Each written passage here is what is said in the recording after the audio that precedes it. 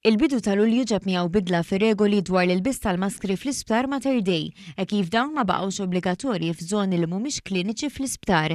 Fost iż-żoni meqjusa mhux kliniċi hemm il-kurituri, id-daħla prinċipali tal-isptar, il-kantin, iċ-ċentri edukattivi, is-swali tal-konferenzi, l-uffiċini u żoni amministrattivi. Il-maskri se jibqgħu obbligatorji fis-swali jew dipartimenti fejn il-pazjenti jirċievu l-kura, inkluż l-outpatients, it-teatri tal-operazzjonijiet u d-Dipartiment tal-Medical Imaging. Dawn ir-regoli japplikaw għal ħaddiema tal-isptar, għal pazjenti u għal viżitaturi. Dawn il-bidliet ġew ikkomunikati f'ċirkolari fuq parir ta' Supretendent tas-Saħħa Pubblika. Ma' One News il-Professur Charmaine Gawci fakret kif l-ilbies obbligatorju tal-maskri kien ġie introdott ma li faqet il-pandemija tal-COVID-19 biex ikun immitigat it-tixrid tal-virus. First li meta qegħdin nagħmlu l-assessjar tagħna tas-sitwazzjoni tal-COVID qegħdin naraw li s-sitwazzjoni dejjem qiegħda tkun iktar stabbli, issa rajna wkoll li nistgħu innaqsu iktar mill-obbligi li għandna tal-maskri.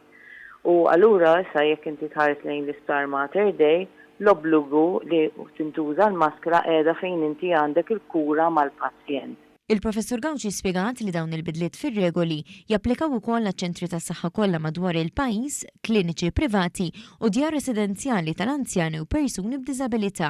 Il-liġi tapplika wkoll għal postijiet oħra bħal clinics mediċi, inkluż il-health centers, li dawk sa issa kien hemm bżonn li l-maskra tintlebes kullimkien.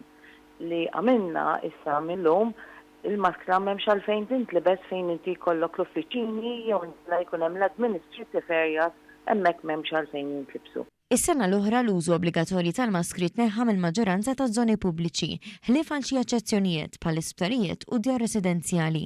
Issa li anke dawn ir-restrizzjonijiet komplew jonqsu, il-Professur Gawci appellat biex persuni vulnerabbli xorta jikkonsidraw l-ilbis tal-maskri biex jipproteġu lilhom infushom mhux biss mill-virus tal-COVID imma minn kwalunkwe mart infettiv ieħor.